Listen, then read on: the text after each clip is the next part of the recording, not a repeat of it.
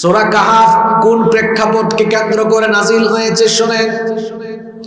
নবী করিম সাল্লাল্লাহু আলাইহি ওয়াসাল্লাম তিনি যখন মক্কায় দাওয়াত আরম্ভ করলেন, নবীজির দাওয়াতকে ঠেকানোর জন্য কাফির মুশরিকরা ঐক্যবদ্ধ হয়ে নবীজির দাওয়াতের পথে অন্তরায় হয়ে দাঁড়ালো। নবীজিকে তারা গালিগালাজ করলো, ঠাট্টা বিদ্রুপ করলো। মুসলমানেরা, মুরাদনগরের বাবারা, ভাইয়েরা শোনেন, এখনো দেখবেন নবীগণের উত্তরসূরি আলেম উলামাদেরকে কোরআন বিরোধী লোকেরা মাঝে মাঝে মৌলবাদী, জঙ্গিবাদী বলে গালিগালাজ করে।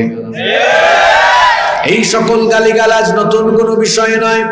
যেই যুগে কোরআন নাজিল হয়েছে সেই যুগেই কোরআন বিরোধীরা নবীজিকে পাগল বলেছে, জাদুকর বলেছে, গণক বলেছে, কবি বলেছে। কোরআন বিরোধীরা আজও দেখবেন কাফির মুশরিকদের খাসলত ধরে রেখে এখনো তারা নবীগণের ওয়ারিস আলেম উলামাদেরকে গালিগালাজ করে সুযোগ পালে হাত করা লাগায়া জেলখানায় বন্দী করে রাখে। এগুলো কোরআন বিরোধীদের পুরাতন রূপ। নতুন রূপ না পুরাতন রূপ? কোন ঘটনার প্রেক্ষিতে এটা নাজিল হচ্ছে সেটা বলছি। আপনারা কি বলেন, কয়ালাইতাম নাকি? হ্যাঁ, কয়ালাইতাম। আল্লাহর নবী দাওয়াত আরম্ভ করলেন, কাফির মুশরিকরা নবীজির দাওয়াত থামাতে পারে না, নবীজির উপর নির্যাতন আরম্ভ করলো। এখনো দেখবেন নবীগণের ওয়ারিসরা এখনো কারো কারো উপরে জুলুম হয়, নির্যাতন হয়, জেলেবন্দি হয়। কোরআনওয়ালা লোকেরা এখনো দেখবেন জমিনে রক্ত দেয়, এখনো জীবন দিয়ে শাহাদাতের ঈদগাহে শামিল হয়। এগুলো নতুন কোনো ইতিহাস নয়, পূর্ব যুগের ইতিহাস হলো কোরআনের জন্য, কোরআনের আন্দোলনের জন্য কোরআনওয়ালা লোকেরা অতীতেও রক্ত দিয়েছে, জীবন দিয়েছে।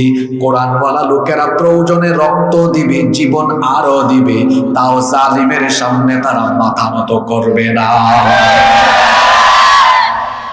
আল্লাহ আমাদেরকে তৌফিক দেন, বলেন আমিন। আল্লাহর নবীর দাওয়াত থামানো যায় না। কাফিরের গোষ্ঠী মিটিং এ বসলো। মিটিং এ বসে তারা সিদ্ধান্ত নিল, আমরা কি করব? এত গালিগালাজ করি, এত মারপিট করি, এত জুলুম, এত নির্যাতনের পরেও তাকে তো আমরা থামাতে পারি না। এখন কি করা যায়? সে বলে সে নাকি নবী, আবার সে বলে তার কাছে নাকি এই আসমানি কিতাব নাজিল হয়। তাকে তো আমরা থামাতেই পারছি না। কাফিরের দল মিটিং এ বসলো। মিটিং এ বসে তারা সিদ্ধান্ত নিল, আমরা তো থাকি মক্কায়, শুনেছি ইয়াসরিবে, মদিনার আগের নাম হলো ইয়াসরিব। শুনেছি ইয়াসরিবে অর্থাৎ মদিনায় ইহুদিরা বসবাস করে, অনেক ইহুদি সেখানে আছে। ইহুদিদের অতীত ইতিহাস হলো তাদের জাতির কাছে আল্লাহ অনেক নবী পাঠিয়েছেন, কিতাবও দিয়েছেন। এজন্য নবুয়ত বা আসমানি কিতাবের ব্যাপারে তাদের ধারণা আছে। চলো তাদের কাছ থেকে আমরা বুদ্ধি আনি। সবাই তো যেতে পারবো না। তারা সিদ্ধান্ত নিল আমাদের মধ্য থেকে 2 জনকে প্রতিনিধি বানিয়ে ইহুদিদের কাছে পাঠানো হোক। তারা এবার তাদের 2 জন প্রতিনিধি ঠিক করলো। একজনের নাম হলো নজর বিন হারিস, আরেক কাফিরের নাম হলো উকবা বিন আবি মুআইত। এই 2 কাফেরকে পাঠানো হলো মদিনায়। এরা মদিনায় গিয়ে ইহুদি পণ্ডিতদেরকে বলল, আমরা মক্কা থেকে বিপদে পড়ে এসেছি তোমাদের কাছ থেকে বুদ্ধি নেওয়ার জন্য। তারা বলল, কি বুদ্ধি দিবা, কি পরামর্শ চাও? তারা বলল, আমাদের এলাকার আব্দুল্লাহর ছেলে মুহাম্মদ, আমরা বলি সাল্লাল্লাহু আলাইহি ওয়াসাল্লাম, আমাদের চোখের সামনে বড় হয়েছে, আমাদের চোখের সামনে তার শিশুকাল, শৈশব, কৈশোর, তারুণ্য, যৌবন কেটেছে। এখন সে আমাদেরকে বলে সে নাকি নবী। আমাদের চোখের সামনে বড় হয়েছে, হঠাৎ করে সে কেমনে নবী হয়ে যায়? আবার সে বলে তার কাছে নাকি আসমানি কিতাবও আসে। আমরা তো নবুয়ত বুঝি না, আসমানি কিতাবও বুঝি না। তোমাদের কাছে এসেছি তোমাদের থেকে বুদ্ধি পরামর্শ নেওয়ার জন্য। তাকে আমরা আটকাতেও পারি না, থামাতেও পারি না। কি করা যায় বলো? তারা তখন বলল, তার ব্যাপারে আমরা তোমাদেরকে বুদ্ধি পরামর্শ দিব পরে, আগে তোমরা তার কথাবার্তার চাল চলনের ব্যাপারে আমাদেরকে তথ্য দাও। কাফিরের গোষ্ঠী, কাফিরের প্রতিনিধি দল, তারা তখন ইহুদি পণ্ডিতদেরকে বলল, তার ব্যাপারে মিথ্যা তথ্য দিয়ে লাভ নাই। আসলে সে আমাদের এলাকার এত ভালো মানুষ, তাকে আজ পর্যন্ত কোনোদিনও আমরা মিথ্যা বলতে শুনি নাই। যখন সে কথা বলে মুচকি হেসে হেসে মার্জিত শব্দ চয়নে এত চমৎকার করে কথা বলে, তার কথা যে শুনে তার কথাবার্তায় মুগ্ধ হয়ে যায়। তার চরিত্র এমন, তার কাছে কিছু আমানত রাখলে আমানতের কখনো খেয়ানত হয়। এত বিশ্বস্ত মানুষ, তাকে বিশ্বাস করা যায়। উঠা বসা, চলাফেরা, কথন চলন বলন, মুআমালাত মুআশারাত সব কিছুতে সে 100-এ 100। তার মতো আসলে মানুষই হয় না। ইহুদিরা এটা শোনার পরে বলল, যেভাবে তথ্য দিয়েছো, তথ্যগুলো শুনে তো মনেই হয় না এগুলো সাধারণ মানুষের চরিত্র, মনেই তো হচ্ছে এগুলো পয়গাম্বরের চরিত্র। আল্লাহু আকবার। ইহুদিরা তখন বলল, সে আসল না নকল এটা টের পেয়ে যাবা। তাকে তোমরা গিয়ে 3টা প্রশ্ন করো। এই 3টা প্রশ্নের উত্তর যদি সে দিতে পারে তাহলে বুঝবা সে সত্যিকারের নবী। কারণ এই 3টা প্রশ্নের উত্তর দুনিয়ার কোন নবী রাসূল ছাড়া অন্য কেউ দিতে পারবে না। আপনাদের কষ্ট হচ্ছে? এমন 3টা প্রশ্ন তোমাদেরকে শিখিয়ে দিচ্ছি। এই 3টা প্রশ্ন দিয়ে তাকে করো। নবী এবং রাসূল ছাড়া এই 3টা প্রশ্নের উত্তর কেউ দিতে পারবে? জোরে বলেন তো কয়টা প্রশ্ন? আরো জোরে বলেন কয়টা? নাম্বার 1, 1 নম্বর প্রশ্ন গিয়ে করো, গুহাবাসী সেই যুবকদের সম্পর্কে, কেন তারা কয়েকশো বছর গুহার মধ্যে ঘুমিয়েছিল, কোন কারণে গুহায় গেল, কি কারণে গেল, যাওয়ার পরে কি হলো। আসহাবে কাহাফ গুহাবাসীদের সেই ঘটনা তোমাদেরকে শোনাতে বলো। 1 নাম্বার প্রশ্ন। 2 নাম্বার প্রশ্ন গিয়ে করো রূহ সম্পর্কে। তবে কোন মুফাসসির এই 2 নাম্বার প্রশ্নের ব্যাপারে আপত্তি করেছেন। তারা বলেছেন 2 নাম্বার প্রশ্নটি ছিল খাদির আলাইহিস সালামের ব্যাপারে, যাকে আমাদের দেশের মানুষেরা বলে খিজির আলাইহিস সালাম, কিন্তু ওনার আসল নাম, শুদ্ধ নাম হলো খাদির আলাইহিস সালাম। আরবি খাদির শব্দের অর্থ হলো সবুজ। তিনি যেদিকে যেতেন আল্লাহর রহমতে 4-5টা সবুজের সমারোহে ভরে যেত, এজন্য তার নাম হলো খাদির। 2 নাম্বার প্রশ্ন তারা শিখিয়ে দিয়ে চলে যাও, খাদির আলাইহিস সালাম আর মুসা নবীর যে তাৎপর্যপূর্ণ ঘটনা সেটা শোনাতে বলো। 3 নাম্বার প্রশ্ন হলো, তাকে গিয়ে ওই ব্যক্তি সম্পর্কে প্রশ্ন করো যাকে আল্লাহ তাআলা দুনিয়ার পূর্ব দিক থেকে একেবারে পশ্চিম দিকের সবগুলো দেশ আল্লাহ তাকে দিয়ে অভিযান প্রেরণ করেছিলেন। পৃথিবীতে 2 জন মুমিন ব্যক্তি গোটা দুনিয়া বাদশাহী করেছেন। জোরে বলেন তো কয়জন? 2জন। একজন হচ্ছেন আল্লাহর নবী সুলাইমান ইবনে দাউদ আলাইহিস সালাম, আর আরেকজন হলেন, তিনি নবী ছিলেন না, রাসূলও ছিলেন না, ন্যায়পরায়ণ বাদশা, তার নাম ছিল যুলকারনাইন। জোরে বলেন নাম কি? 3টা প্রশ্ন করেছিল। এখন বলেন তো এই 3টা প্রশ্ন এগুলো নবীজি দুনিয়াতে আসার পরের না আগের? শুধু কি আগের না বহু আগের? আল্লাহ যদি না জানান তাহলে নবী কি সেগুলো জানতে পারবেন? এই 3টা প্রশ্ন ইহুদিরা কাফির নেতাদেরকে শিখিয়ে দিল। কাফির নেতারা মক্কায় ফিরে আসলো। মক্কায় ফিরে এসে বাকি নেতাদেরকে অবহিত করলো, ইহুদিরা আমাদেরকে 3টা প্রশ্ন শিখিয়ে দিয়েছে। এই 3টা প্রশ্ন সে যদি আমাদেরকে উত্তর দিতে পারে তাহলে বুঝবো সে নবী, নইলে বুঝবো সব ভণ্ডামি। বলেন নাউজুবিল্লাহ। ইহুদিরা এবার কাফিররা মুশরিকরা নবীজির কাছে গেল। নবীজির কাছে যাওয়ার পরে তারা নবীজিকে বলল, তারা গিয়ে বলল, মুহাম্মদ, আমরা বলি সাল্লাল্লাহু আলাইহি ওয়াসাল্লাম তোমাকে 3টা প্রশ্ন করব। তুমি যদি এই 3টা প্রশ্নের জবাব দিতে পারো তাহলে মনে করব তুমি সত্যিকারেরই নবী। যদি উত্তর দিতে না পারো তাহলে বুঝবো যা করছো সব ভণ্ডামি করছো। নাউজুবিল্লাহ। নবীজি বললেন, ঠিক আছে 3টা প্রশ্ন করো। তারা নবীজিকে 3টা প্রশ্ন করলো। 3টা প্রশ্ন মনে আছে তো আপনাদের? একটা ছিল আসহাবে কাহাফ সম্পর্কে, 2 নম্বর ছিল রূহ বা খাদির আলাইহিস সালামের ব্যাপারে, আর 3 নম্বর প্রশ্ন ছিল যুলকারনাইনের কাহিনী সম্পর্কে। নবীজি বললেন ঠিক আছে, তোমরা চলে যাও, আগামীকাল উত্তর দেব। উত্তরে কি বললেন? আগামীকাল। সবাই বলেন। নবীজি ভেবেছিলেন কাফিরের গোষ্ঠী চলে যাওয়ার পরে জিবরিল আসবেন, আল্লাহর তরফ থেকে ওহী নাজিল হবে, আল্লাহ তাকে জানিয়ে দিবেন, আর নবীজিও আগামীকাল অর্থাৎ পরের দিন তাদেরকে জানিয়ে দিবেন। কিন্তু নবীজির ভাবনার উল্টাটা ঘটল। জিবরিল আসলেন না, ওহীও নাজিল হলো না। পরের দিন কাফিররা আসলো, এসে বলল তুমি তো বলেছিলে পরের দিন আসার জন্য, আমরা তো আজকে এসেছি, আজকে উত্তর দাও। নবীজি চুপচাপ, কোনো কথা বলেন না। নবীজি বললেন দুঃখিত, আমি আজকে উত্তর দিব না, আগামীকাল উত্তর দিব। এবার এক কাফির আরেক কাফিরের সাথে কানাকানি করে, ভাই মনে হয় ধরা খাইছে। নাউজুবিল্লাহ পড়বেন না? কাফিরদের সন্দেহ এখন আগের থেকে একটু বাড়ছে না? নবীজি বললেন পরের দিন আসো। কাফিররা পরবর্তী দিন আসলো।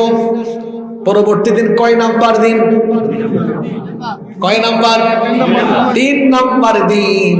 নবীজি তখন বললেন দুঃখিত, আজকেও উত্তর দিব না, আগামীকাল আসো। এখন কাফিরদের সন্দেহ আগের দিনের থেকে বেড়েছে না কমেছে? চতুর্থ দিন আবার কাফিররা আসলো, নবীজি একই কথা বললেন আগামীকাল আসো। এবার কাফিরদের সন্দেহ আগের থেকে আরো। পরের দিনও কাফিররা আসলো, নবীজি বললেন আগামীকাল আসো। এবার কাফিররা কয় বুঝছি এতদিনে ধরা গেছে, আমরা যা ভাবতাম আসলেই তাই। এভাবে 1 দিন 2 দিন 3 দিন 4 দিন 5 দিন নয়, একটানা 15 দিন চলে গেল। পুরুষ মানুষের মতো আওয়াজ দিয়ে বলেন এভাবেই একটানা কয় দিন গেল? আরো জোরে কয় দিন? কাফিররা গোটা মক্কায় বলা বলি করছে এতদিন পর ধরা খাইছে। আর কাফিরদের যেভাবে সন্দেহ বেড়েছে, নবীজিরও সেরকম পেরেশানি বেড়েছে। নবীজির পেরেশানি যখন সীমা ছাড়িয়ে গেল, আল্লাহ তাআলা তখন 15 দিন পরে কাফিরদের জবান বন্ধ করে দিয়ে, নবীজির পেরেশানি দূর করে দিয়ে, 3টা প্রশ্নের জবাব দিয়ে আল্লাহ তাআলা পরিপূর্ণ একটা সূরা নাজিল করলেন। সূরার নাম হলো সূরাতু আল কাহাফ। সুবহানাল্লাহ। 3টা প্রশ্নের উত্তর দিতে দেরি হলো কতদিন? আরো জোরে বলেন। কাফিরদের জবান বন্ধ করে দিয়ে, নবীজির পেরেশানি দূর করে দিয়ে, 3টা প্রশ্নের উত্তর দিয়ে পরিপূর্ণ সূরা নাজিল করলেন। কিন্তু জবাব দিতে 15 দিন দেরি হলো কেন? সেটাও আল্লাহ এই সূরার ভেতরে জানিয়ে দিলেন। আল্লাহ তাআলা বললেন নবী উত্তর তো দিলাম, কিন্তু 15 দিন দেরি হলো কেন? সূরা কাহাফের 23 নম্বর আয়াতে আল্লাহ বলে দিলেন ওয়ালা তাকুলান্না লিশাইইন ইন্নী ফাইলুন যালিকা গাদান ইল্লা আইয়াশা আল্লাহ। ইনশাআল্লাহ বলা ছাড়া আগামীকাল আপনি কিছু বলবেন এটা আপনি বলতে পারেন না। তাহলে বোঝা গেল 15 দিন দেরি হয়েছে কি না বলার কারণে? আরো জোরে বলেন। এখান থেকে আমরা আজকে একটা শিক্ষা পেলাম, আমি আগামীকাল কোথাও যাব, কোনো কাজ করব, অর্থাৎ ভবিষ্যতের যেটাই হোক আমি করব, আমার জবান থেকে বের হবে ইনশাআল্লাহ। আল্লাহ না করালে আমার দ্বারা কি করা সম্ভব? এখানে আরেকটা বিষয় বলে দিই, আমার দেশে কিছু এশকওয়ালা সুন্নি আছে। এশকওয়ালা, অনেকের নামাজ কালামেরও খবর, কি মারামারি করে দাঁড়ানো নিয়ে বসা নিয়ে, তারপরে নবী গায়েব জানে কি জানে না এগুলো নিয়ে করে না, অথচ মৌলিক বিষয়ের কোনো খবর নাই। এরকম মানুষ আমাদের আশপাশে আছে না নাই? আমরা কাউকে কষ্ট দিয়ে কথা বলতে চাই না। আমার ভাইদেরকে শুধু এটাই বলবো, নবী যদি গায়েব জানতেন তাহলে এই 3টা প্রশ্নের উত্তর দিতে 15 দিন দেরি হয়েছে কেন? সাথে সাথে দিয়ে দিতেন। কথা বুঝেন নাই? হ্যাঁ, তার মানে আমরা আর নবীরা একরকম নয়। আমাদের আর নবী রাসূলদের মধ্যে বিস্তার পার্থক্য আছে। আমরা গুনাহগার মানুষ, নবী রাসূলগণ আমাদের মতো সাধারণ কেউ নন। তাদেরকে আল্লাহ হেফাজত করেছেন এবং তাদের কাছে আল্লাহ তাআলার তরফ থেকে ওহী নাজিল হয়েছে। সুবহানাল্লাহ। আপনার কাছে কি, আপনার সাথে কি জিবরিলের দেখা সাক্ষাৎ হয় নাকি? কিন্তু নবী রাসূলদের সাথে হয় কি হয় না? আপনার সাথে, আপনার কাছে স্বপ্ন যুগে ওহী আসে? নবী রাসূলদের কাছে ওহী, নবী রাসূলগণ ততটুকু জানেন আল্লাহ যতটুকু জানাইছেন। মেরাজ সম্পর্কে নবীজি যখন এসে তথ্য দিলেন, কাফিররা তখন বলল, কি বলো, রাতের এক অংশে চলে গেলা কেমনে? বলো তো বাইতুল মুকাদ্দাসের দরজা জানালা কয়টা? নবীজি তো সাথে সাথে বলার নাই, কিছুক্ষণ চুপচাপ ছিলেন। আল্লাহ জানিয়েছেন, নবীজি বলেছেন। তাহলে নবী রাসূলগণ ততটুকু জানেন আল্লাহ যতটুকু তাদেরকে জানিয়েছেন। খামাখা আপনি বাড়াবাড়ি করেন না, এগুলো ভাই ইসলামী, এগুলো সীমা লঙ্ঘন, এগুলো বাড়াবাড়ি। আল্লাহ বুঝার তৌফিক দান করুন। ইসলামের কোনো বিষয় নিয়ে বাড়াবাড়ি করা যাবে না, ছাড়াছাড়ি করা যাবে না। যতটুকু আছে ততটুকু রাখতে হবে, বাড়াতেও পারবেন না, কমাতেও পারবেন না, এই অধিকার কাউকে দেওয়া হয় না। আপনাদের কি কষ্ট হচ্ছে? আমরা সবাই আর 25-30 মিনিট খুব মনোযোগী থাকতে পারবো না? সূরাটা নাজিল হয়েছে কোন ঘটনা, কোন ইতিহাস কেন্দ্র করে, ইতিহাসটা বলেছি। এবার আমরা মূল আলোচনায় চলে যাব, যেখান থেকে আপনারা ভাবিয়েন না হুজুর কিচ্ছা শোনাইয়া আজকে চলে যাবে, না, এমন একটা আলোচনা শুরু করেছি, এই আলোচনা কিছুক্ষণ পর আমাদের সমাজের আশপাশের সবকিছুর সাথে মিলে যাবে। কথা বুঝতে পেরেছেন? তাহলে এই সূরা কাহাফের ভেতরে কয়টা বড় বড় ঘটনা আছে? জোরে বলেন। 3টা ঘটনা একদিনে বলা সম্ভব না। আজকে শুধু প্রথম ঘটনাটা বলে ওখান থেকে কি শিক্ষা আছে সেই শিক্ষা নিয়ে আমরা আজকে বাড়ি যাব ইনশাআল্লাহ। আচ্ছা বলেন তো, প্রথম প্রশ্নটা ছিল কাদের সম্পর্কে? মাশাআল্লাহ, আসহাবে, বলেন আমার সাথে বলেন, আসহাবে কাহাফ। আসহাবে কাফিররা নবীজিকে প্রশ্ন করেছে, আসহাবে কাহাফ সম্পর্কে বলো। আসহাবে কাহাফের ঘটনা হলো নবীজি দুনিয়াতে আসার আরো 400, 750 বা 500 বছর আগের ঘটনা। এখন আল্লাহ তাআলা নবীজিকে ঘটনাটা কেমনে জানালেন? আপনারা যদি পারেন তো আগামীকাল বাড়িতে আপনারা সূরা কাহাফের 9 থেকে 26 নম্বর আয়াত, 9 থেকে 26 নম্বর আয়াত বাংলা অনুবাদ পড়বেন, দেখবেন আমি যা যা বলেছি সব ওখানে আছে। আল্লাহ তাআলা ওই ঘটনাটার উত্তর এভাবে দিচ্ছেন, ও নবী, তারা যে প্রশ্ন করেছে, আপনার কাছে প্রশ্ন শুনে মনে হচ্ছে হয়তোবা ঘটনাটি আশ্চর্যজনক কোনো ঘটনা হবে। আল্লাহ তাআলা শুরু করলেন এভাবে 9 নম্বর আয়াত থেকে, আম হাসিবিতা আন্না আসহাবাল কাহফি ওয়ার রাকিম কানু মিন আয়াতিনা আজাবা। আপনি ধারণা করছেন, আপনি মনে করছেন আসহাবে কাহফ গুহাবাসীদের ঘটনা, রকিমবাসীদের ঘটনা আমার নিদর্শন সমূহের মধ্যে হয়তো আশ্চর্যজনক ঘটনা। হ্যাঁ, আসলে এটা একটা আশ্চর্যজনক ঘটনা। তারা জানতে চেয়েছে, আমি জানিয়ে দিচ্ছি আপনার মাধ্যমে, নাহনু নাকুসসু আলাইকা নাবাহুম বিল হক إنهم فتية آمنوا بربهم وزدناهم هدى। তারা আপনার কাছে এই ঘটনা জানতে চেয়েছে, আমি পরিপূর্ণ অথেন্টিক ভাবে সত্যতা সহকারে এই ঘটনা শুনিয়ে দিচ্ছি। ও নবী, যাদের ঘটনা তারা জানতে চেয়েছে তাদের পরিচয় হলো ইন্নাহুম ফিতয়াতুন, নিশ্চয়ই তারা ছিল কয়েকজন যুবক, তারা ছিল কয়েকজন যুবক। তাদের পরিচয় হলো আমানু বিরাব্বিহিম, তারা তাদের রবের উপর ঈমান এনেছিল। আর তাদের ঈমান আনয়নের ধরন আল্লাহর কাছে এত পছন্দ হয়েছিল, এজন্য আল্লাহ কি করেছেন, ওয়াজিদনাহুম হুদা, আল্লাহ তাদেরকে হেদায়াত আরো বাড়িয়ে দিয়েছেন। সুবহানাল্লাহ। ঘটনাটা খেয়াল করে শুনেন, নবীজি দুনিয়াতে আগমনের আরো 400, 450 বা 500 বছর আগের ঘটনা। রোমান সাম্রাজ্যের অধিভুক্ত একটি রাষ্ট্রের এক জালিম বাদশা ছিল, তার নাম ছিল দাকিয়ানুস।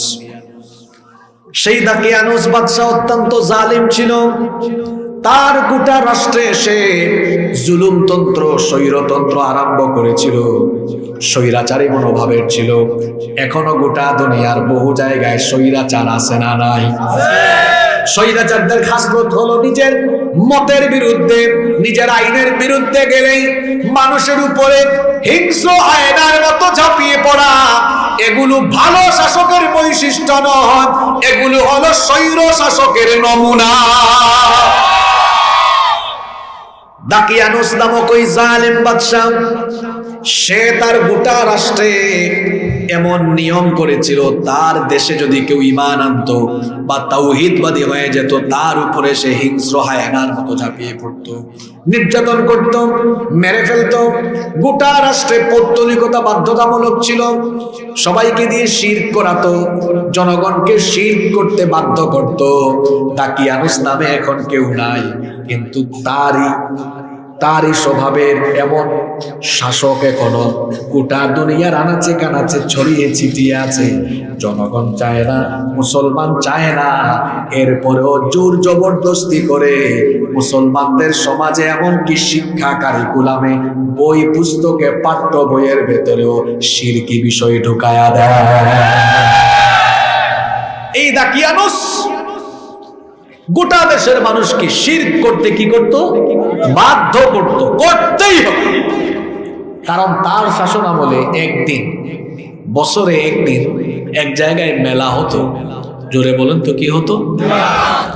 ওই মেলায় ছোট্ট ছোট্ট বাচ্চা থেকে নিয়ে তরুণ, যুবক, নারী, পুরুষ, আবাল, বৃদ্ধ, বনিতা সবাই হাজির হতো। আর সেখানে মূর্তির পূজা হতো। নাউযুবিল্লাহ। ওই মেলার দিনে সারা দেশের মানুষ ওখানে হাজির। আপনারা ঘটনাটা শুনতেছেন তো? ঘটনা কিন্তু শুরু হয়ে গেছে। মেলার দিনে সারা দেশের মানুষ ওই মাঠে হাজির। হঠাৎ করে একজন যুবক ওই মেলা থেকে উঠে গিয়েছে। তাফসীর ইবনে কাসীরের ভেতরে ঘটনাটা এভাবে এসেছে। হঠাৎ করে একজন যুবক উঠে গিয়ে বাহিরে দাঁড়ালো, দেখলো দূরে একটা গাছ দেখা যায়, ভাবলো গাছের ছায়ার নিচে গিয়ে বিশ্রাম নিয়ে ওখানে চলে গেল। কিছুক্ষণ পরে ওখান থেকে আরেকজন যুবক উঠে গিয়েছে, উঠে সেও ওই গাছের নিচে গিয়ে বসছে। হয়েছে কয়জন? কিছুক্ষণ পর আরেকজন উঠছে। হয়েছে কয়জন? উঠতে উঠতে মোট 7 জন যুবক এখান থেকে উঠে গিয়ে ওই গাছের ছায়ার নিচে বসে আছে। একজনের থেকে আরেকজনের দূরত্ব আছে, কেউ কাউকে চিনে না, কারো সাথে কারো কোনো পরিচয় নাই, কেউ কারো সাথে কথা বলে না। আচ্ছা বলেন তো, এক জায়গায় কয়েকজন থাকলে কথা না বলে কি বেশিক্ষণ থাকা যায়? এই 7 জন বসে আছে, কেউ কারোর সাথে কথা কয় না। যে প্রথম আসছিল সে মুখ খুলছে, বলে ভাই সাহেব আপনারা এখানে কি করেন? ওখানে মেলা হয়, সব মানুষ ওখানে, এখানে আসছেন কেন? বাকিরা উত্তর দেয়, আপনি সবার আগে আসছেন, আপনি আবার প্রশ্ন করেন, আপনি উত্তর দেন, আপনি কেন আসছেন? ওই লোক বুঝে গেছে যে আমি যদি উত্তর না দিই তাহলে বাকিরা উত্তর দিবে না। সে তখন বলল, আসলে ভাই ওখানে যে সবাই মূর্তির সামনে মাথা নত করে, আমার কাছে বিষয়টা পছন্দ হয় নাই, আমার বিবেক আমাকে বাধা দিয়েছে। এরা নিজেরাই, তাহলে এটার স্রষ্টাকে বুঝেন নাই? হেরাই তো, আরে হেরাই তো বানাইছে এটা, হেরাই স্রষ্টা। হেরা স্রষ্টা হয়ে মাথা ঝুঁকায় কার সামনে? সৃষ্টির সামনে। সে বলতেছে আমার বিবেক বাধা দিয়েছে এটা, যে আমি যদি কারো উপাসনা করি নিশ্চয়ই সে আমার থেকে বড় হওয়া দরকার। আমি যদি নিজেই এটারে বানান লাগে তো আমি আর এটা কি উপাসনা করতাম, ঠিক কিনা? বাকি 6 জন বললো, ভাই আপনার সাথে তো আমাদের মিল আছে, আমরাও তো একই কারণে উঠে চলে আসছি। আল্লাহু আকবার। এখন 7 জনের মধ্যে রক্তের সম্পর্ক না থাকলেও আস্তে আস্তে হৃদয়ের সম্পর্ক ধীরে ধীরে তৈরি হচ্ছে, বোঝা যাচ্ছে। প্রথম জন কইল, ভাই আমার তো আরো কিছু কথা আছে। কই কি কথা? বলল, আমার তো মনে হয় রব্বুনা রব্বুস সামাওয়াতি ওয়াল আরদ, এটা এখানেই আছে। সে বলল, রব্বুনা রব্বুস সামাওয়াতি ওয়াল আরদ, আমার তো মনে হয় আমাদের রব হলেন তিনি আসমান সমূহ আর জমিনের মালিক, যিনি আমাদের মালিকও হলেন তিনি। বাকি 6 জন কয় আমরাও তো তাই মনে করি। এখন একটা ইমানি সম্পর্ক হয়েছে কি হয় না? সুবহানাল্লাহ পড়বেন না আপনারা? এই 7 জন যে কথাবার্তা বলতেছে, প্রত্যেকটা রাষ্ট্রের গোয়েন্দা আছে না নাই? আর যে সকল দেশে স্বৈরাচাররা শাসন করে ওই দেশের গোয়েন্দা আরো বেশি থাকে, কারণ স্বৈরাচাররা কখনো জনগণের ম্যান্ডেট নিয়ে ক্ষমতায় থাকে না। এরা প্রশাসন আর রাষ্ট্রযন্ত্র অর্থাৎ প্রশাসন আর মিডিয়াকে ব্যবহার করে এরা ক্ষমতায় থাকে। তো এটাও তো জালিম। এটার নাম কি? দাকিয়ানুস। এটা জালিম। তার গোয়েন্দা খুব টাইট। গোয়েন্দারা দেখতেছে কি রে, সব মানুষ মেলা, এই 7 জন এখানে কি করে? এরা চুপি সব শুনে ফেলছে। শুনে ফেলার পরে 7 জনকে দিয়া একেবারে গিয়ে অ্যারেস্ট করেছে, গ্রেফতার করে নিয়ে গেছে বাদশার সামনে।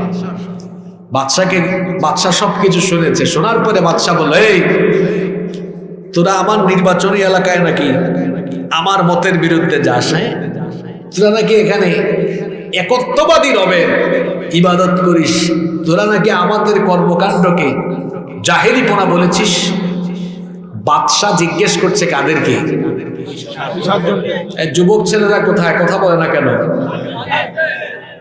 এই 7 জন যুবককে প্রশ্ন করেছে। এই 7 জন যুবক তখন ভয় পায় নাই, জবাব দিয়েছে, যা শুনছেন ঠিকই শুনছেন, আমরা আসলে একত্ববাদী রবের উপরে ঈমান এনেছি। জালিম বাদশার সামনে 7 জন যুবক সত্য কথা বলতে ভয় পেয়েছে না অকপটে বলেছে? এখান থেকে আরেকটা শিক্ষা হলো, জালিমের সামনে সত্য কথা বলতে ভয় পাওয়া যাবে না, বরং জালিমের সামনে সত্য কথা বলতে পারা এটাও আরেকটা জিহাদ। বাদশাহ তখন রাগান্বিত হয়ে বলল, তোরা যদি যুবক না হয়ে বুড়া হইতে এখনই ফালাই দিতাম। এখনই কি করতাম? একদম ফালাই দিতাম, শরীর থেকে মাথাটা আলগায়ে দিতাম। তোরা তো যুবক, তোদেরকে এখনই সাইজ করলাম না। যুবকদেরকে সবাই ধরে, কারণ যুবকদেরকে ব্যবহার করে অনেকে তার চেয়ার, গদি বা ক্ষমতা টিকিয়ে রাখে। আর আমাদের যুবকরা বুঝে না। আমাদের যুবকরা অনেকের চেয়ার, অনেকের ক্ষমতার জন্য সামনে পিছনে নিজে চামচামি করে ফেলে। যুবক ভাইয়েরা, আপনার এই যৌবন কারো চামচামির জন্য দেওয়া হয় নাই। আপনার এই যৌবন দেওয়া হয়েছে আল্লাহর আনুগত্য করবার জন্য। আল্লাহ বুঝার তৌফিক দান করেন। বাদশাহ যুবকদেরকে বলো, যা, তাদেরকে ফালাইলাম না, 3 দিন সময় দিলাম। কয়দিন? 3 দিন সময় দিলাম। এই 3 দিনের ভিতরে সংশোধন হয়ে আয়। যদি সংশোধন হয়ে আসতে পারিস তাহলে তোদেরকে জানে বাঁচাবো। আর যদি তোরা তোদের সিদ্ধান্তে অটল থাকিস তাহলে 3 দিন পরে তোদের মৃত্যুদণ্ড দেওয়া হবে। কথা কি বুঝতেছেন আপনারা? বাদশার সিদ্ধান্ত অমান্য করলে জীবন যাবে, আর বাদশার সিদ্ধান্ত মানলে ঈমান যাবে। কথা কি বোঝা যায়?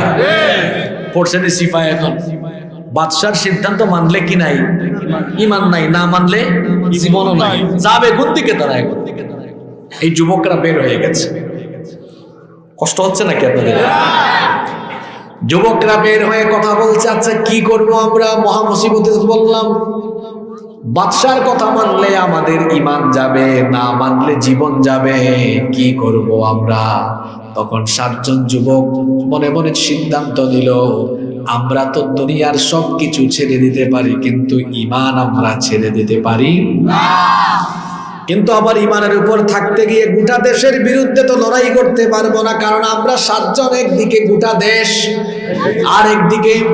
তাহলে চিন্তা করলো তারা কি করবে। তারা বলল, আমরা গোটা দেশের বিরুদ্ধে এখন সংখ্যায় কম লড়বো না, আবার আমরা ঈমানও দিব না।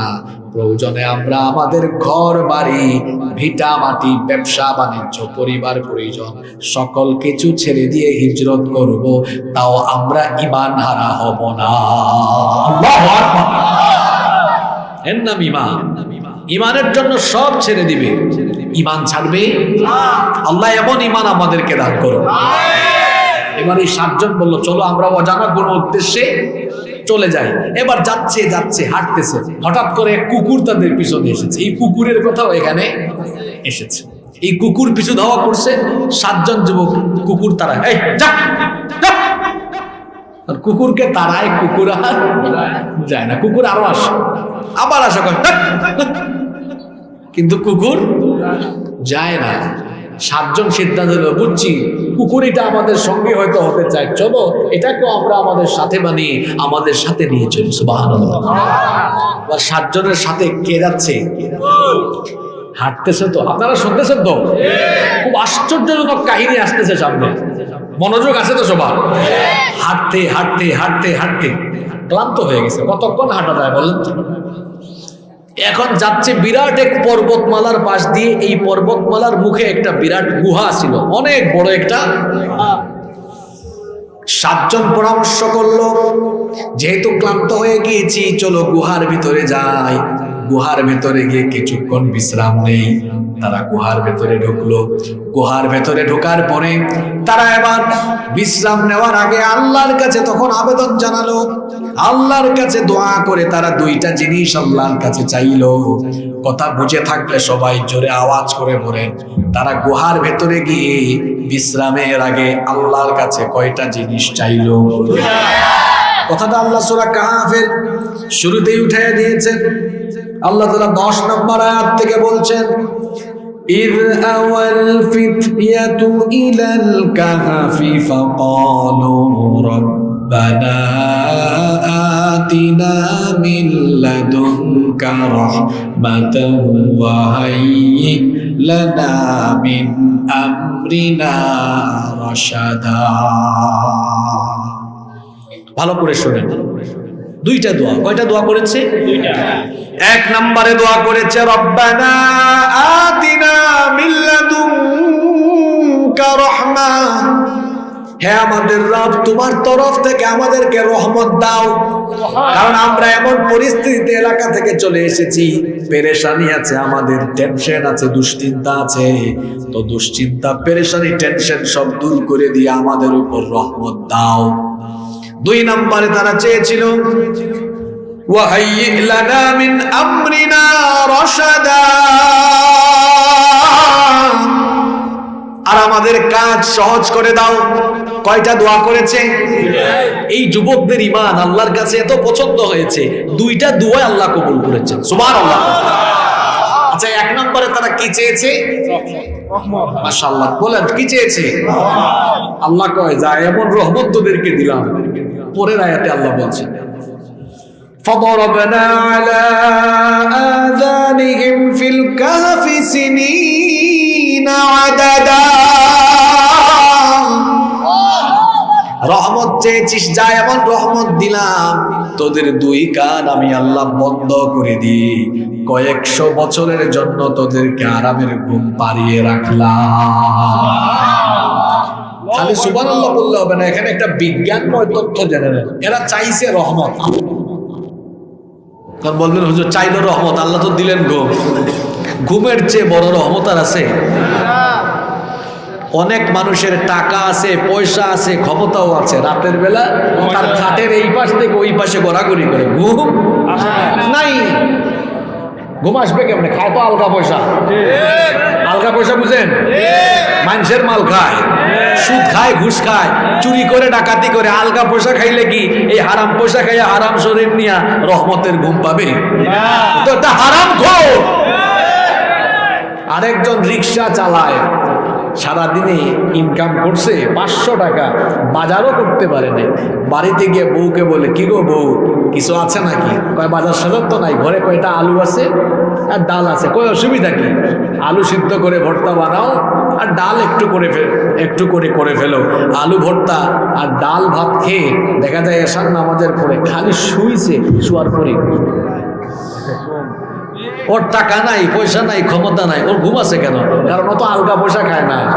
অত আরাম খায় না, আল্লাহর রহমত আছে তার উপরে, এজন্য শোয়ার পরেই রহমতের ঘুম তাকে দিয়ে দিয়েছেন কি দেখবেন হারামখোররা ঘুমাইতে পারে না, আর যারা ঘুমাইতে পারে না টেনশন থাকে, এদের চেহারা সুরত দেখতে চোরের মতো লাগে। দেখবেন আমাদের ইমাম সাহেবের বেতন 10-12 হাজার টাকা, কিন্তু ইমাম সাহেব তো আলগা পয়সা খায় না, হারামের দিকে যায় না, চেহারা সুরত সুন্দর। আরেকজন দেখবেন এসি গাড়ি, এসি বাড়ি, ক্ষমতাও আছে, টাকাও আছে, কিন্তু তার চেহারার দিকে তাকাইলে দেখবেন দেখতে চোরের মতো লাগে। খায় তো সব আলগা জিনিস, এই জন্য হারামের চিহ্ন তার চেহারার মধ্যে আসে না নাই? হারাম ঘুরদের চেহারার মধ্যেই হারামের গুনাহের একটা চিহ্ন ফুটে ওঠে। কোথায় ছিলাম মনে আছে? এরা চাইছে কি? আল্লাহ দিছেন কি? আচ্ছা ঘুমটা কেমনে দিছেন এইটা শিখেন। বলছিলাম না বিজ্ঞানময় তথ্য আছে।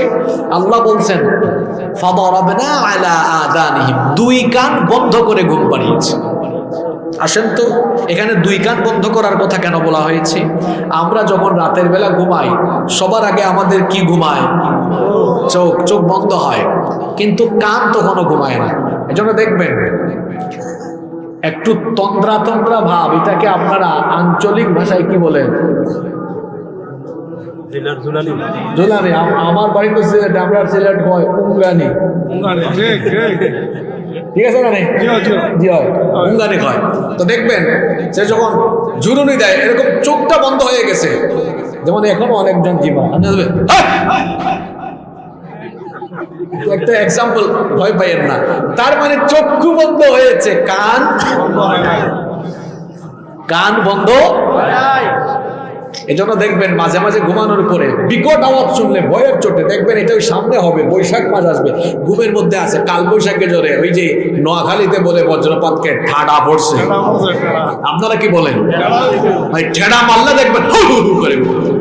তাহলে বোঝা গেল চক্ষু বন্ধ, কান তখনও কান বন্ধ হয় ঘুমালে। বিজ্ঞানীরা বলেছেন মানুষ যখন গভীর ঘুমে যায়, গভীর ঘুমে যাওয়ার পরে তখন সর্বশেষ কান মিশতে চায়। তা আল্লাহ বলতেছেন তোরা চাইছ তো রহমত, তোদের ইমান আমার খুব ভালো লেগেছে, পছন্দ হয়েছে, তোরা আমার কারণে ঘর বাড়ি ব্যবসা বাণিজ্য সব ছাইড়া দিলি, আমারে ছাড়িস নাই, আমি আল্লাহ তোদেরকে ছাড়বো না। তোরা রহমত চেয়েছিস তো, তোদের দুই কান বন্ধ করে দিয়ে আরামের ঘুমে তোদেরকে নিমগ্ন রাখলাম। সুবহানাল্লাহ। এরপরে আবার নিচের দিকে আরামে চলে যায় না, এরও কি আরাম লাগছে না? তারপরে আসেন তারা 2 নম্বরে কি চেয়েছে? আল্লাহ আমাদের কাজ কি করে দাও। তাদের কাজ মানে কি? গোটা দেশ তাওহীদের পক্ষে না বিপক্ষে? আল্লাহ আমরা তো এলাকা ছাইরা দিয়ে আসলাম, আমাদের তো ইচ্ছা ছিল আমরা যেভাবে তাওহীদবাদী হয়েছি এদেরকে আস্তে আস্তে বানাবো, আমরা তো চলে আসছি, কারণ আমাদের জীবন হুমকির মুখে। আল্লাহ এখন আমরা কি করবো? আমাদের কাজটা তুমি সহজ করে দাও না। আল্লাহ বললেন যা, এইটাও আমি সহজ কইরা দিলাম, তোদের কাজ এটা আমি করবো, তোরা ঘুমায় থাক, সবগুলারে আমি সাইজ করবো, সবগুলারে আমি আল্লাহ তোদের মতো ইমানদার বানায় দেব। আল্লাহ কি বানায় দেয় নাই?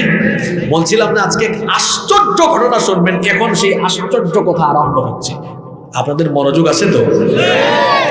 আচ্ছা, এরা ঘুমিয়ে আছে বিছানায় না গুহায়? এখন গুহার মুখ ছিল উত্তর দিকে, সূর্য যখন পূর্ব দিকে উঠতো সূর্যের আলো গিয়ে গুহার ভেতরে ঢুকতো, ডুবার সময়ও কিছুটা আলো ঢুকতো। তো সূর্যের আলো গায়ে লাগলে কি ঘুমটা ভালো হবে?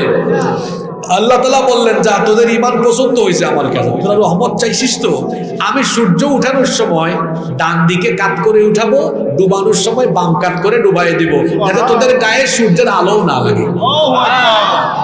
এখান থেকে কি বুঝলাম? আমরা আল্লাহর হয়ে গেলে আল্লাহর সবকিছু আল্লাহ আমাদের বানায় দিবেন। সুবহানাল্লাহ। আচ্ছা বলেন তো, চিত হয়ে মানুষ যদি ঘুমায় থাকে, বিছানায় ঘুমায় নাই, ঘুমাইছি কোথায়? গুহায়। দেখবেন কিছু কিছু রোগী আছে যদি বিছানায় দীর্ঘদিন শুয়ে থাকে, শরীরের গরমের কারণে বিছানা সহ গরম হয়, শরীরে ফুরা, এটাকে কি বলে? পচন ধরে যায়। এরকম হয় কি হয় না? তো যদি চিত হয়ে শুয়ে থাকে পোকামাকড় খায়া ফেলবে, শরীর মাটির সাথে মিশে যাবে। এজন্য আল্লাহ সূরার মধ্যে বলেছেন না, তাহলে তোদের শরীর যেন পচে না যায়, ডিস্টার্ব যেন না হয়। আল্লাহ বললেন ওয়ানুকাল্লিবুহুম যাতাল ইয়ামিনি ওয়া যাতাশ শিমাল, মাঝে মাঝে তাদেরকে ঘুমের মধ্যেই আমি ডান কাত করায় দিতাম, বাম কাত করায় দিতাম। এভাবে চলতেছে ঘুম, আরামের ঘুম। আরেকটা কুকুর আসছিল না, এটা আবার ঘুমায় নাই, এইটা একদম গুহার মুখে দুই পা ছড়াইয়া দেয়, ওয়াকালবুহুম বাসিতুন যিরাআইহি বিল ওয়াসিদ, দুই পা ছড়িয়ে দিয়ে গুহার মুখে পাহারাদার হয়ে সেখানে সে দাঁড়িয়ে এই যুবকদেরকে পাহারা দিয়েছে। চলতেছে, ঘুম চলতেছে, চলতেছে চলতেছে, হয়ে গেছে 309 বছর। সুবহানাল্লাহ পড়বেন না আপনারা? এটা কি স্বাভাবিক কথা? এরা কত বছর ঘুমিয়ে আছে? 300। হঠাৎ করে আল্লাহ একদিন এদেরকে ঘুমের থেকে উঠাইছে। এখন আপনারা বলবেন হুজুর কেন উঠাইছে, কেন উঠাইছে? এটা একটু পরে বলতেছে, সবর করতে হবে। এখন এরা ঘুমের থেকে উঠছে কত বছর পরে? ওখান থেকে আওয়াজ আসে না, সবাই বলেন কত বছর পরে? উইটা একটা আরেকটারে জিগায়, কাবলা বেস্তম, কিরে কতক্ষণ ঘুমাইছ? প্রশ্ন করে কয় লাবিসনা ইয়াউমান আও বা'দা ইয়াউম, এই সূরার ভিতরে আছে। কয় লাবিসনা ইয়াউমান আও বা'দা ইয়াউম, একজন কয় মনে হয় হাফ ডে, অর্ধেক দিন ঘুমাইছি। আরেকজন কয় না না না, ঘুমটা একটু লম্বা লম্বা লাগতেছে, মনে হয় পুরা একদিন ঘুমাইছি। এক একজন এক এক কথা কয়, তর্ক আরম্ভ হয়ে গেছে। এরপরে তারা কয় বাদ দাও ভাই, আমরা কতক্ষণ ঘুমিয়েছি এটা আমরা ভালো করে বলতে পারবো না। রব্বুকুম আ'লামু বিমা লাবিসতুম, এটা সবচেয়ে ভালো জানেন কে? আল্লাহ। তর্ক করো না তো, তর্ক করে লাভ নাই। ঘুমের থেকে উঠলে পেটে কি লাগে? ক্ষুধা লাগে। তর্ক করে লাভ আছে? তারা কয় বাড়ি থেকে আসার সময় কে কি আনছো দেখি, বাইর করো, পয়সা বাইর করো। তখন তো কাগজের মুদ্রা ছিল না, ছিল রৌপ্য মুদ্রা। কয় বাইর কর সবাই, বাইর করছে সবাই, বাইর করে একসাথে করছে, একজনের হাতে দিয়ে বলছি। একজনকে বলল ফাবা'আসু আহাদুকুম বিওয়ারিকিকুম হাযিহি ইলাল মাদিনাহ, এটা নিয়ে শহরে যাও, শহরে গিয়ে দেখো কোনো খাবার সেখানে পাওয়া যায় কিনা, তবে যা পাবা সেটা আনো না। আমরা এখন ইমানদার, ইমানদার হালাল খায় নাকি হারাম খায়? পবিত্র খায় না অপবিত্র খায়? শরীরে শক্তি আছে বলেই কনসার্টে যেতে পারবেন না, টাকা আছে বলেই আপনি নাচের আসলে পয়সা দিতে পারবেন না, হারাম জিনিস খাইতে পারবেন না। আসার সময় দেখলাম এক জায়গায় ঝাঁকানাকা হয়, তা আপনি ওদিকে যেতে পারবেন না, কারণ আপনার শরীরের শক্তি দিয়েছেন কি? আল্লাহ। এই শক্তি, এই সামর্থ্য, এই জান, এই মাল সবকিছু দিতে হবে কার জন্য? দিলে বিনিময়ে আল্লাহ আমাদেরকে কি দিবেন? জুড়ে বলেন। একজনকে দিয়েছে, দিয়ে বলেছে যাও, ফালয়ানজুর আইয়ুহা আযকা তাআমা, গিয়ে দেখো পবিত্র হালাল কোনো খাবার আছে কিনা, কিনে নিয়ে আসো। আবার তাকে বলে দিচ্ছে শোনো, যাওয়ার সময় তুমি একটু সাবধানতার সাথে যাও, কারণ আমরা তো মামলা খাইয়া আসছি, যদি চিনে ফেলে তাহলে খবর আছে না নাই? তো মুখ বান্ধে যাও। পাঠাইছে কেমনে? মুখ বান্ধে যাও। পাঠাইছে কয়টারে? একটারে পাঠাইছে, যাও আয় মুখটা। এখন শুনেন কাহিনী, গুহা থেকে বের হইয়া সব তো উলট পালট লাগে কিরে। আচ্ছা বলেন তো, আপনাদের শ্রীরামপুর 2014 সালে কি এরকম ছিল? এই মসজিদ কি ওরকম ছিল? 2004 সালে এরকম ছিল? 1900 সালে এরকম ছিল? তাহলে সে গুহা থেকে বের হয়েছে কত বছর পরে? দেখে রাস্তাঘাট এলাকা সব আপডেট। কয় কিরে সব এরকম এরকম লাগে কেন? কয় বুঝছি, ঘুমের থেকে উঠছি তো মনে হয় এরকম লাগতেছে, ঝাপসা ঝাপসা লাগে। সামনে আগাইছে, সামনে আগাই দেখে কিরে এলাকা না হয় ঝাপসা ঝাপসা লাগে, মানুষও দেখি ঝাপসা ঝাপসা। 309 বছর আগে যাদেরকে রেখে ঢুকেছিল গুহায় একজনও আছে? কি রে, আমাদের গ্রামের রহিম চাচা কই, কুদ্দুস চাচা কই, আব্দুল্লাহ কই, আব্দুর রহমান কই, কাউরে তো দেখি না। কই বুঝছি, মনে হয় আমাদের এলাকায় পিকনিক খাইতে মানুষজন আসছে, এই জন্য চিনি না। যাই সামনে যেতে যেতে, আরে বাপরে যে আওয়াজ করে দেখছেন কারবার। যেতে যেতে গিয়েছে বাজারে, দোকানদারের কাছ থেকে খাবার কেন, ভাই এটা দেন, ওইটা দেন, ওইটা দেন, সব খাবার কিনছে। খাবার কেনার পরে আমরা কি দিই?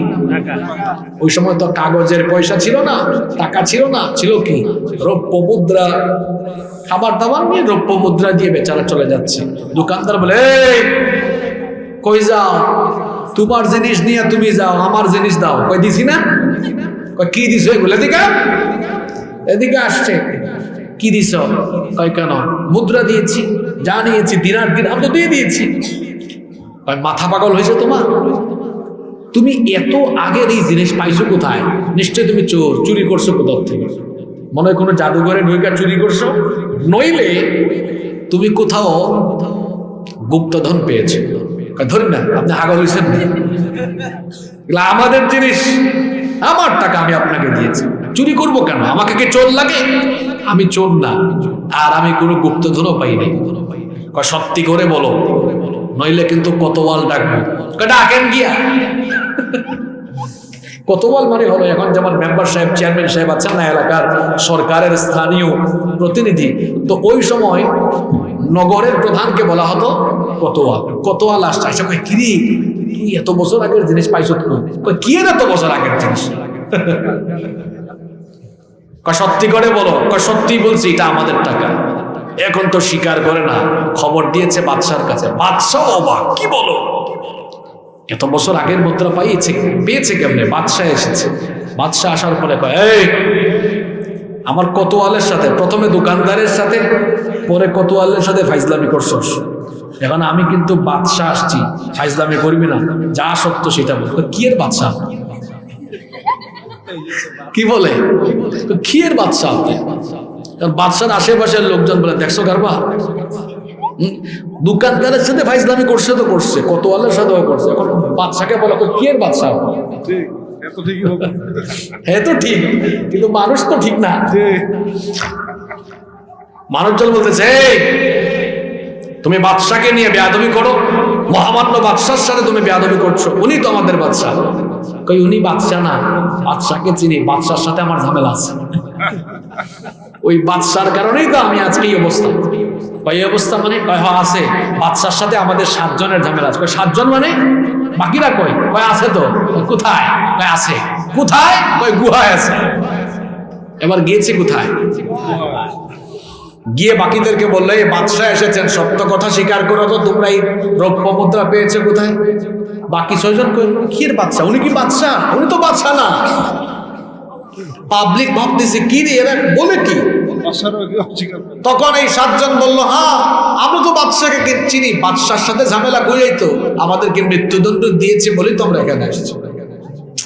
এখন বাদশা বুঝলে এখানে কোনো না কোনো কিছু আছে। অফিসের কর্মকর্তাদেরকে বলো, যাও তো আমার পূর্ববর্তী বাদশাদের ফাইলগুলো তলব করো, দেখো কিছু পাওয়া যায় কিনা। কর্মকর্তারা ফাইল উল্টাতে পাইছে 300 বছর আগে ওই দাকিয়ানুসের আমলে 7 জনের নামে মামলা।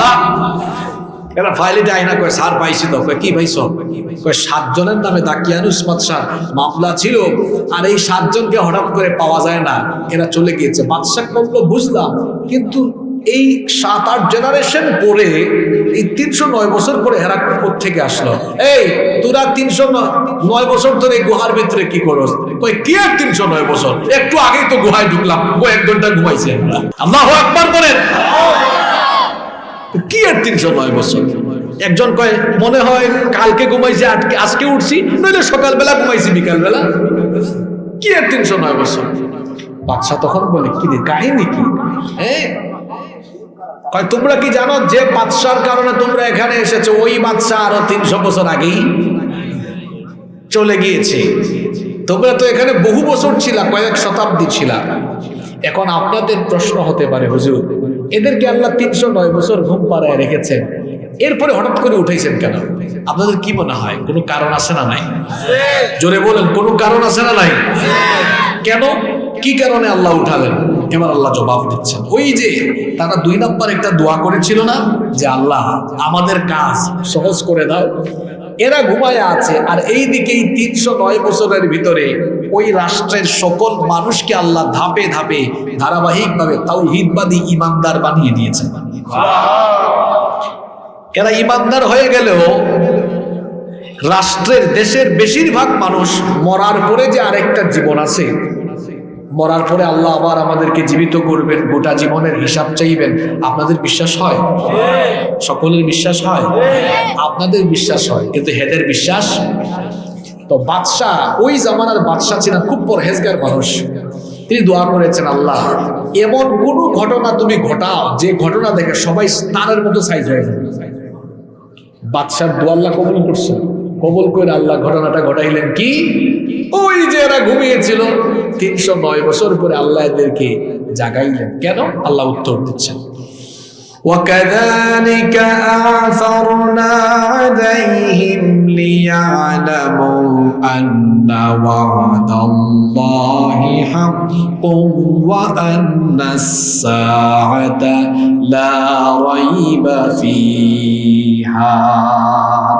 এভাবে করে আমি এদেরকে হঠাৎ করে ঘুম থেকে জাগ্রত করলাম এই কারণে, যাতে পরকাল সম্পর্কে যাদের অবিশ্বাস আছে তারা যেন চোখের সামনে এই আশ্চর্যজনক ঘটনাটা দেখে তারা যেন নিজের চোখেই দেখে। 1-2 ঘন্টা নয়, 1 দিন 2 দিন 1 মাস 2 মাস নয়, একটানা 309 বছর ঘুম পাড়িয়ে রেখে আল্লাহ যদি তাদেরকে 309 বছর পর ঘুমের থেকে উঠায়া তাদের সাথে কথা বলাতে পারে, ওই আল্লাহ তাআলা তাদেরকেও মরে গেলে 1000 বছর চলে গেলেও আবার আল্লাহ কবরের ঘুম থেকে উঠায়া হাসরের মাঠে আল্লাহ বিচার করতে পারবেন কিনা।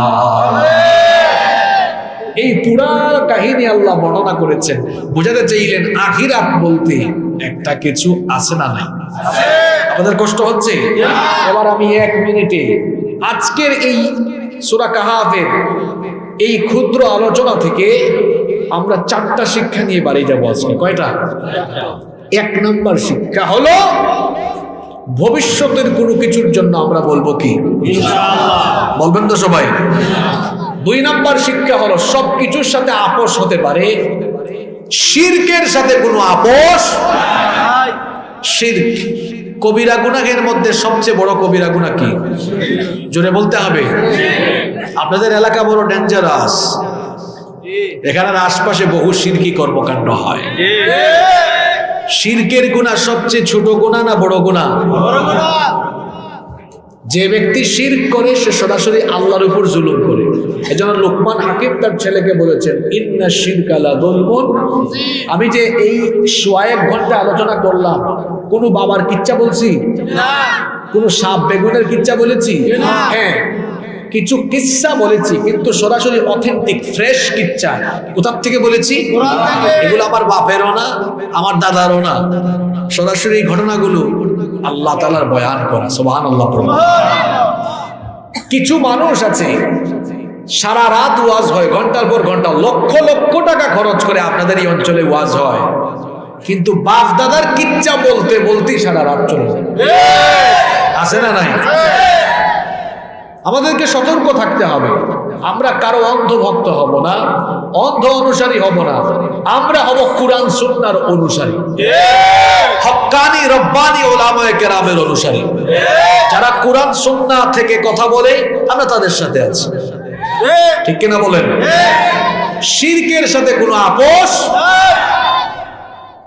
আপনারা দেখছেন কিনা ফেসবুকে, কয়েকদিন আগে চট্টগ্রামের এক বক্তা জাহেল কিছু ছেলে পেলেদেরকে নিয়ে মাইজবান্ডার দরবার শরীফে গিয়ে সে বলতেছে, ও বাজান একখান দয়া করেন না, নাউজুবিল্লাহ, এই যে পরীক্ষা দিবে ছেলেরা, এদের উপর দয়া করেন, পাশ করায় দেন। নাউজুবিল্লাহ, নাউজুবিল্লাহ বলবেন না। আচ্ছা, জীবিত বা মৃত কোনো মানুষের কাছে চাওয়া যায় না? চাইতে হয় কার কাছে? আবার ভাববেন না যে হাসিবুর রহমান মারাত্মক পীর বিরোধী। আপনি কারে কি বুঝান? আমি তো পীরের এলাকার মানুষ, আমার বাড়ি কোথায়? শাহজালাল, শাহপরান রহমতুল্লাহি আলাইহি সহ 360 আউলিয়ার এই ভূমি হলো সিলেট। আমি সিলেটের সন্তান। পীর আউলিয়া কি আপনি আমারে চিনাবেন? আমি তো পীরের এলাকার মানুষ, পীরা কি আমাকে শিখাইতে হবে না। আমরা অলিয়া উলিয়ার বিরোধী নয়, আমরা শাহজালাল, শাহপরান রাহিমাহুমুল্লাহ এর মতো যারা মানুষকে হক পথে, সত্য পথে আহ্বান করেছেন, সেই সকল অলিয়া উলিয়াদের সাথে আমাদের কোনো দুশ্মনী নাই।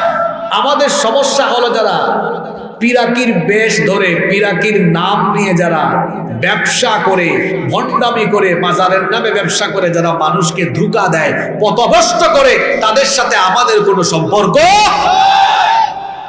চাইতে হয় কার কাছে? সন্তান চাইবেন কার কাছে? বিপদ মুসিবতের জন্য পানা চাইবেন কার কাছে? চাকরি বাকরি উপার্জনে বরকত চাইবেন কার কাছে? যুবক ছেলেরা, তোমাদের পরীক্ষা, ছাত্ররা পরীক্ষার কামিয়াবির জন্য চাইতে হবে কার কাছে? নাকি কোনো দরবার শরীফে? চাইতে হয় কার কাছে? আমরাও বিভিন্ন পীর সাহেবদের দরবারের মাহফিলে যাই না? এটা আপনাদের পাশে আড়াই বাড়িতে প্রতি বছর মাহফিলে যাই না? ভণ্ডামি আছে যেখানে আমরা নাই, কোরআন সুন্নাহ যেখানে আমরা আছি। আপনারা ভাবিয়েন না যে হুজুর মনে ওলিয়া উলিয়া বেরোবে। আমি কথাটা স্পষ্ট করে দিলাম, দুনিয়ার সবকিছুর সাথে আপোষ হতে পারে, শিরকের সাথে কোনো আপোষ। আমার দেশে অনেক ভণ্ড আছে, নিজে মুশরিক, মানুষকে মুশরিক বানিয়ে দেয়।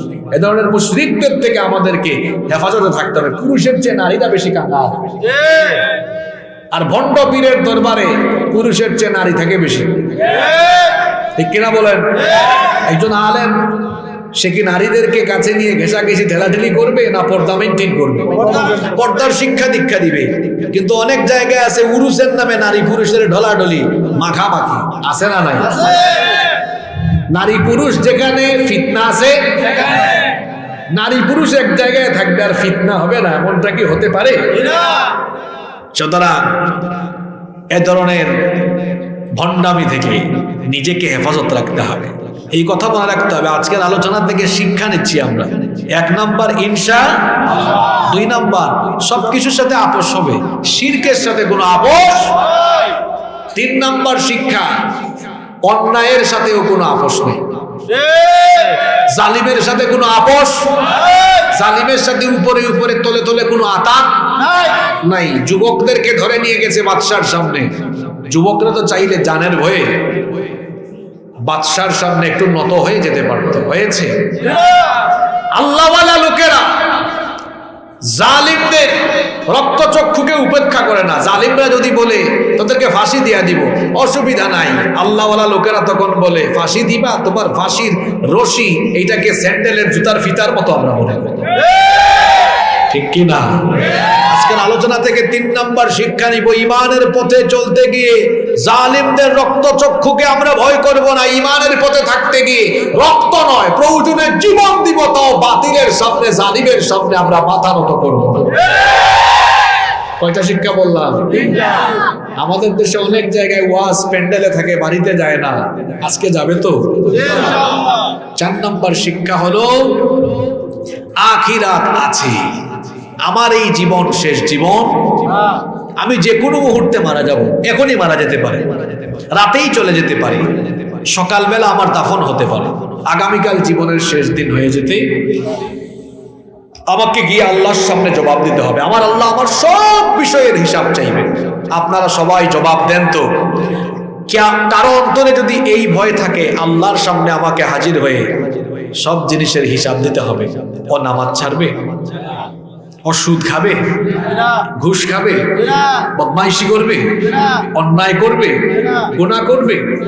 একটা জিনিস, আল্লাহর ভয়, আখিরাতের ভয় যার অন্তরে চলে আসে, ওই ব্যক্তি নষ্টামি, নোংরামি সমাজে বসবাস করলো, নোংরামি তাকে আর ধরতে পারে। ছোট্ট একটা উদাহরণ বা উপমা দিয়ে আমি শেষ করতে চাই। আপনাদের ধৈর্য আছে তো? 1 মিনিট। বাইম মাছ চিনেন না আপনারা? আপনাদের এলাকায় আছে না? তো থাকে কোথায়? পানির নিচেও নামেন বা সাহেব, একদম মাটির নিচে, কাদার নিচে। পুঁটি মাছ তো চিনেন আপনারা, ট্যাংরা মাছ, শিং মাছ, বোয়াল মাছ, যে কোনো মাছ ধরে। আচ্ছা, মাছ ধরার পাত্রকে আপনারা কি বলেন? আমাদের সিলেটে খলই বলে, আপনারা কি বলেন? ঢোলা বলে। আচ্ছা, ঢোলা। ঢোলার মধ্যে মাছ রাখলে দেখবেন সকল মাছেই কম বেশি কাদা টাদা গায়ে থাকে, কিন্তু বাইম মাছ, অন্যান্য মাছগুলো পানিতে থাকে, তাও দেখবেন কত কাদায় থাকে না, কিন্তু কি বলছেন আপনি? ঢোলা নাকি? ঢোলা। ঢোলার মধ্যে রাখলে দেখবেন কাদা অল্প হইলেও আছে, আর বাইম মাছ একদম কাদার ভিতরে, কিন্তু যখন তারা টাইনা বের করে ঝোলার মধ্যে রাখবেন, দেখবেন কোনো কাঁটা তার ভিতরে নেই। বলবেন হুজুর বাইম মাছের কথা কেন বললেন? বাইম মাছ থাকে ভালো জায়গায় না কাদাতে? আমরা থাকি কোথায়? ভালো সমাজ না নষ্ট সমাজ? সামনেও নষ্টামি, পিছনেও, ডানেও নষ্টামি, বামেও। বাইম মাছ যেমন পরিপূর্ণ কাদায় থেকেও পরিষ্কার থাকে, আমার আপনার অন্তরে আল্লাহর ভয় এমন ভাবে থাকবে, আমার ডানে বামে সামনে পিছনে নষ্টামি থাকবে, কিন্তু আল্লাহকে ভয় করে এমন ভাবে আমি চলাফেরা করব, চতুর্দিকে নষ্টামি থাকবে, আমাকে কোনো নোংরামি, অসভ্যতা, নষ্টামি টাচ করতে পারবে না। এই শিক্ষাটা নিয়ে বাড়ি যান, জীবন বদলে যাবে ইনশাআল্লাহ। আজকের আলোচনা থেকে কয়টা শিক্ষা পেলাম? এক নম্বরে বাচ্চারা তো আপনাদের থেকে বেশি মনোযোগী, বাচ্চারা তো একদম মুখস্থ করে ফেলছে। বলো তো ভাইয়েরা, এক নম্বরে মাশাআল্লাহ, তোমাদের সবার এক ড্রেস, তোমরা মনে হয় কোনো মাদ্রাসার ছাত্র না? মাশাআল্লাহ, এই ছেলেগুলা খুব মেধাবী, ভবিষ্যতে এরা বড় বড় আলেম হবে, আল্লাহ কবুল করে নেন। খুব মনোযোগী, ব্রিলিয়ান্ট ছেলেরা। এক নম্বরে ইনশাআল্লাহ। দুই নম্বরে কিসের সাথে আপোষ নাই? শিরকের সাথে আপোষ। তিন নম্বরে অন্যায়ের সাথেও কোনো আপোষ। চার নম্বরে আমাদের জীবনের পরে আরেকটা জীবন, হিসাব দিতে হবে কার কাছে? এই ভয়টা রাখতে হবে, মসজিদ নামাজের টাইমে ভরে ফেলতে হবে। মা বোনদেরকে বলছি, ওই আল্লাহকে ভয় করে শরীরের চামড়া ঢেকে পর্দা করে বের হতে হবে। ব্যাপারটা চলা যাবে না, ঝামেলা করা যাবে না, ফিতনার কাছে যাওয়া যাবে না, ঘুষ খাওয়া যাবে না, সুদ খাওয়া যাবে না, মানুষের হক মেরে খাওয়া যাবে না। আখিরাতের ভয় অন্তরে রেখে আমরা যদি আমাদের জীবন সাজাতে পারি, দুনিয়াতেও আমরা সফল, আখিরাতেও আমাদেরকে নাজাত দিয়ে জান্নাত দিয়ে দিবেন যিনি, তিনি কে? আজকের আলোচনা থেকে যা কথা বলেছি, আল্লাহ এগুলো আমল করার তৌফিক দান করেন। খুব ভদ্র মানুষ আপনারা, আপনাদের কথা আমার মনে থাকবে। আপনারা এতক্ষণ বসেছেন, 2-3 মিনিট আরো বসতে পারবেন না? আমরা মোনাজাত করব, এরপরে উঠবো। এখানে একটা কথা বলে ফেলি, এখানে প্রবাসী কল্যাণ, তার মানে প্রবাসী ভাইরা মনে হয় খুব সহযোগিতা করছে। প্রবাসীদের জন্য বিশেষভাবে দোয়া করবেন, এলাকার মুর্তেগানদের জন্য দোয়া করবেন, এবং মেম্বার সাহেব সহ অত্র এলাকার যত বিশিষ্ট ব্যক্তিগণ আছেন, আর আপনাদের এই এলাকার কৃতি সন্তান সাবেক মন্ত্রী জনাব ব্যারিস্টার রফিকুল ইসলাম মিয়া, তিনি অসুস্থ আপনারা জানেন, তার জন্য আমরা দোয়া করবো ইনশাআল্লাহ। আল্লাহুম্মা আমিন। ربنا ظلمنا أنفسنا وإن لم تغفر لنا وترحمنا لنكونن من الخاسرين রব্বুল আলামিন। শ্রীরামপুর উত্তরপাড়া যুব ও প্রবাসী কল্যাণ সংঘের উদ্যোগে আয়োজিত আজকের এই মাহফিলকে কবুল আর মঞ্জুর করে না। গভীর রাতে আমরা যারা হাত তুলেছি, আমরা সকলেই জীবনে কম বেশি গুনাহ করে ফেলেছি। মালিক, আমাদের গুনাহের দিকে না তাকিয়ে তুমি তো গফফার, তোমার গফফার নামের খাতিরে